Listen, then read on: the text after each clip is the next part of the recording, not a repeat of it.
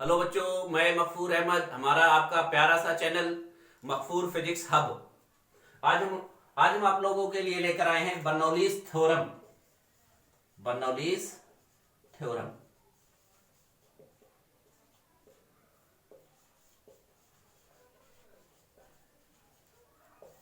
NCERT में आपका chapter number 10 है मैकेनिकल प्रॉपर्टीज ऑफ फ्लूइड। उसमें पहले लेक्चर में हमने आपको आइडियल फ्लूइड के बारे में बताया था, आइडियल फ्लूइड, आइडियल लिक्विड्स के बारे में। तो आइडियल लिक्विड क्या है पहले हम आपको एक्सप्लेन कर दे। बर्नौलीज थ्योरम एक्सप्लेन करने से पहले आइडियल लिक्विड्स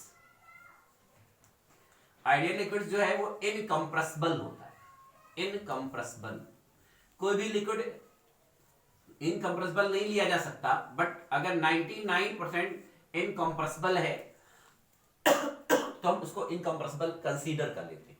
जैसे किसी लिक्विड को हम कंप्रेस करें तो अगर कंप्रेस ना हो, ऐसा लिक्विड जो कंप्रेस नहीं होता उसको इनकम्प्रेसिबल लिक्विड कहते हैं। Incompressible liquid non viscous liquid, जिसकी विस्कोसिटी क्या हो, 0, non viscous liquid. Ideal liquid के दो कैरेक्टर होते हैं, ये इनकम्प्रेसिबल होता है और नॉन विस्कस होता है। अब ये बर्नौलीज थ्योरम क्या है?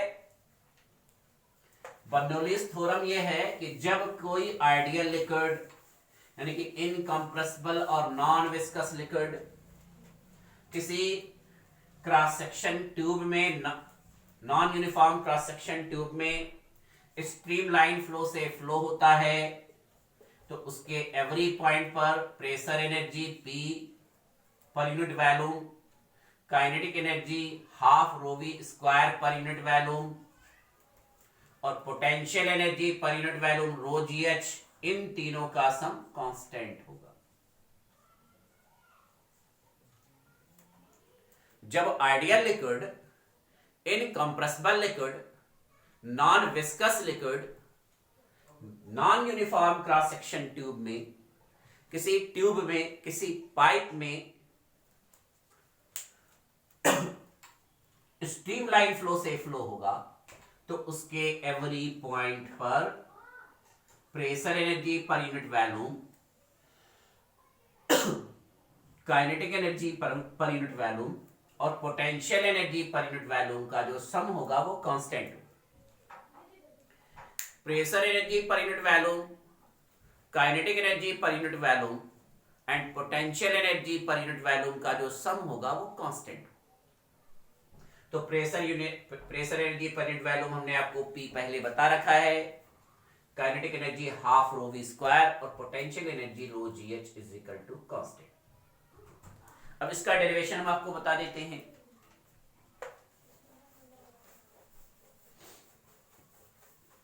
बच्चों इसको हम लोग समझते जाएंगे।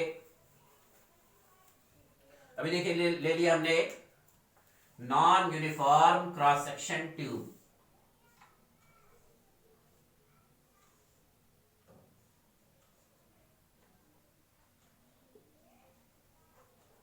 ये मैंने ले लिया non uniform cross section tube और नीचे ले लीजिए इसको।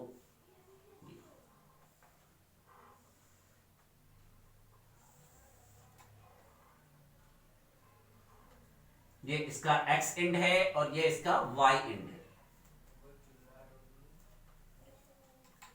यहां पर जो लिक्विड का प्रेशर है वो P1 है, एरिया A1 है, वेलोसिटी V1 है। यहां पर जो प्रेशर है वो P2 है, एरिया A2 है, वेलोसिटी V2 है। एक्स एंड का ग्राउंड सरफेस से, प्लेन सरफेस से जो हाइट है वो h1 है और वाई एंड का जो प्लेन सरफेस से हाइट है वो h2।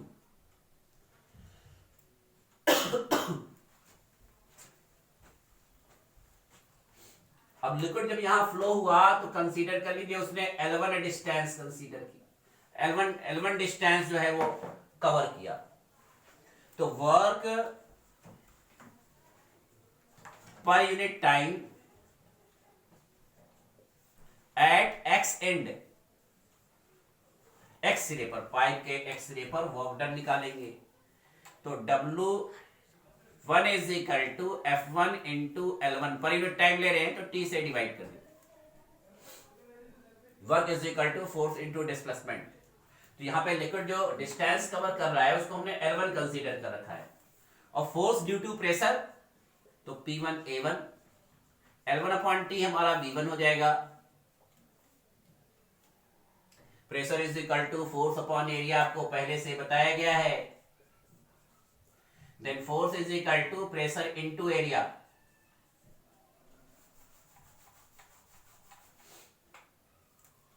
तो P1 A1 V1। Similarly at wide, दोबारा आपको करने की जरूरत नहीं है, आप सिमिलरली ले लीजिए। सिमिलरली एट वाई एंड तो W2 इज इक्वल टू हमारा जाएगा P2 A2 V2। नेटवर्क निकालेंगे एक्स एंड से वाई एंड की तरफ, टोटल नेटवर्क कितना होगा नेटवर्क। तो नेटवर्क आपका delta W is equal to P1 A1 V1 minus P2 A2 V2। अब ये जो A1 V1 is equal to A2 V2 है, ये पर यूनिट वॉल्यूम होता है, इसको हम पर यूनिट टाइम वॉल्यूम होता है, इसको मास अपॉन डेंसिटी ले सकते।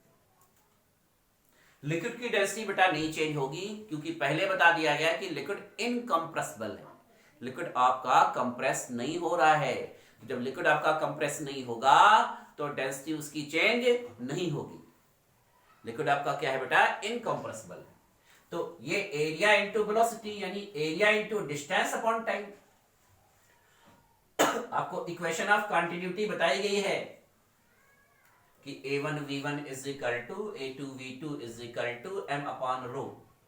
A1 V1 is equal to A2 V2 होता है, और ये पर यूनिट वॉल्यूम है, rate of flow of liquid है, यानी एक सेकेंड में कितना वॉल्यूम लिक्विड फ्लो कर रहा है।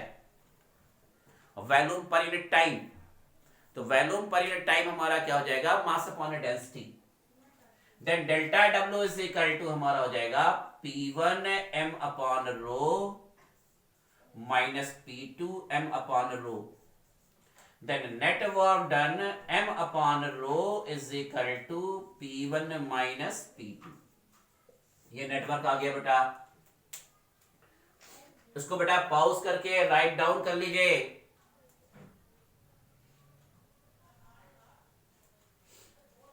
अब नेटवर्क हो गया आपका। अब देखिए, जहां एरिया ऑफ क्रॉस सेक्शन ज्यादा होता है, आपको पहले बताया गया है, वहां पर वेलोसिटी कम होती है। ब्रॉड एरिया पर वेलोसिटी कम होगी और नैरो एरिया पर वेलोसिटी ज्यादा होगी, यानी वेलोसिटी बढ़ रही है, यानी काइनेटिक एनर्जी आपका क्या हो रहा है बढ़ रहा है। वेलोसिटी आपकी क्या हो रही है बेटा बढ़ रही है, तो काइनेटिक एनर्जी आपका क्या होगा इंक्रीज होगा।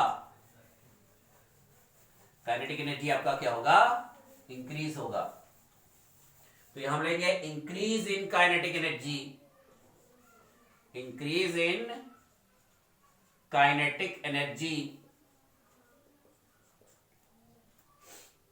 तो delta K is equal to half M V2 square minus half M V1 square. V2 की वैल्यू V1 से ग्रेटर है, काइनेटिक एनर्जी क्या हो रही है इंक्रीज हो रही है। अब देखिए, यहां ग्राउंड के सरफेस से हाइट h1 है, यहां ग्राउंड के सरफेस से हाइट h2 है, तो हाइट आपका क्या हो रहा है कम हो रहा है, तो पोटेंशियल एनर्जी क्या होगी डिक्रीज होगी। तो decrease in potential energy, decrease in potential energy,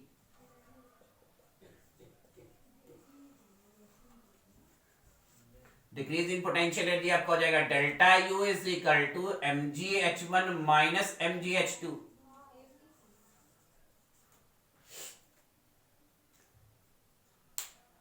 अब आपने वर्क एनर्जी थ्योरम पढ़ा है, वर्क एनर्जी पावर वाले चैप्टर में, कि नेट वर्क डन जो होगा वो चेंज इन एनर्जी के इक्वल होगा। काइनेटिक एनर्जी इंक्रीज हो रहा है, पोटेंशियल एनर्जी डिक्रीज हो रहा है।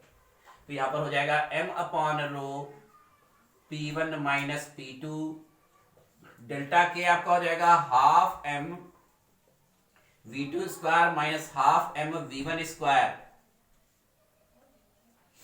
अब डेल्टा यू आपका mgh बाहर माइनस है तो ये माइनस हो जाएगा, ये प्लस हो जाएगा, यानी माइनस mgh1 प्लस mgh2।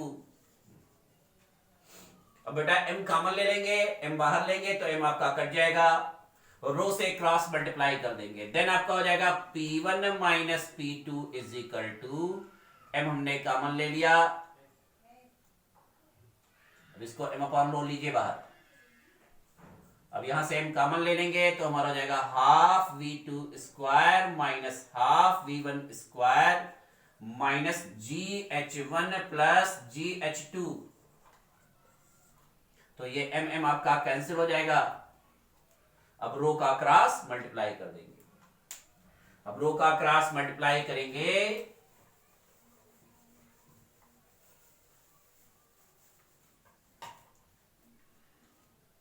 तो आपका हो जाएगा P1 minus P2 is equal to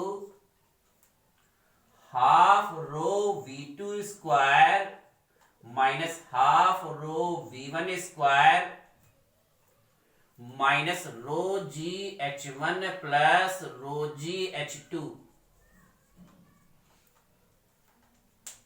अब जितने वन टर्म हैं उसको एक तरफ कर देंगे और जितने टू वाले टर्म्स हैं उसको एक तरफ कर देंगे। ये P2 आपका इधर आ जाएगा और half rho V1 square rho gh1 आपका इस तरफ आ जाएगा।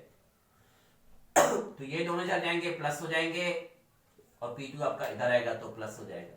तो P1 plus half rho V1 square plus rho gh1 is equal to P2 plus half rho V2 square plus rho gh2, यानी कि P plus half rho V square plus rho gh is equal to constant हो जाएगा।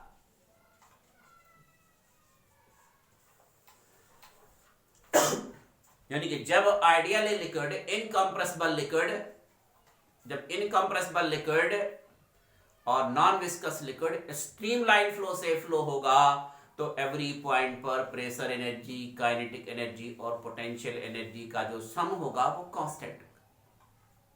Pressure energy, kinetic energy और potential energy का जो sum होगा वो constant होगा, यानी P plus half rho V square plus rho GH is equal to constant.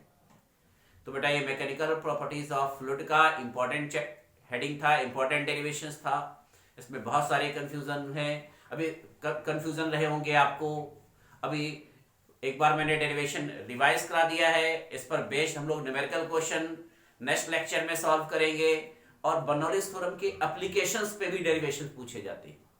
तो एप्लीकेशंस के जो डेरिवेशंस हैं वो हम आपको नेक्स्ट लेक्चर में एक्सप्लेन करेंगे।